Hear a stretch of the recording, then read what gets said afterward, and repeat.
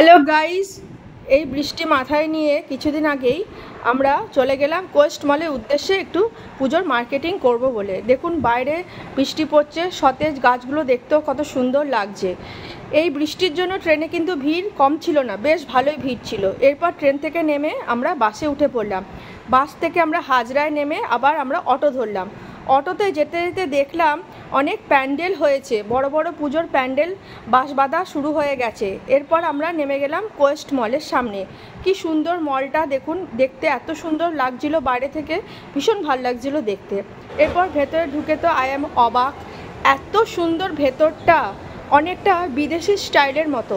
কলকাতা আরও অনেক মলে গেছি, কিন্তু এত সুন্দর মলের স্ট্রাকচার আমি দেখিনি।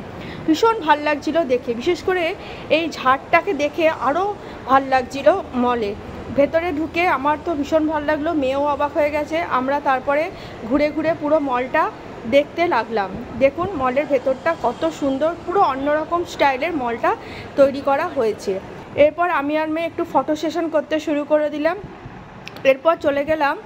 এরপর আমরা একটু কেনাকাটার দিকে চলে গেলাম। মেয়ে ড্রেস পছন্দ করছে, দেখুন বিভিন্ন টাইপের ও ড্রেস পছন্দ করছে। আমি বললাম চল একটু তোর ভিডিও করি, তুই কী কী ড্রেস নিবি। ও দেখছে কোনটা নেবে। ড্রেস আমাদের কেনা হয়ে গেল। তারপরে মেয়ে ঘুরে ঘুরে সব দেখছে। দেখুন মলটা আমরা পুরো ঘুরলাম, পুরো একদম টপ অবধি আমরা মলটা গিয়েছিলাম, এবং টপে জাপানি রেস্টুরেন্টটা ছিল। আমরা এই জাপানি রেস্টুরেন্টে ঢুকলাম। মেয়ের অনেক দিনের ইচ্ছা ছিল এই মলে এসে এই জাপানিজ রেস্টুরেন্টে খাবে, তাই ওর ইচ্ছা পূরণের জন্য জাপানি রেস্টুরেন্টে ঢুকে গেলাম। ওপর থেকে বাইরের ভিউটা এত ভাল লাগছিল দেখতে, আমি তার ভিডিও একটু তুলে নিলাম। তারপরে মেয়ে ডাম্পলিং অর্ডার দিল। এই যে ডাম্পলিং এসে গেছে, মেয়ে এবার খেতে শুরু করে দিল। ডাম্পলিংটা বেশ অন্যরকম দেখতে ছিল, মনে হচ্ছে না হাফ পেঁয়াজ কাটা। এরপর আমি নুডলস অর্ডার করেছিলাম। নুডলসটা পুরো অন্যরকম ছিল, টেস্টটাও পুরো অন্যরকম, একদম মিহি ছিল। আমিও একটু ডাম্পলিং টেস্ট করে দেখলাম, বেশ ভালোই লাগলো খেতে।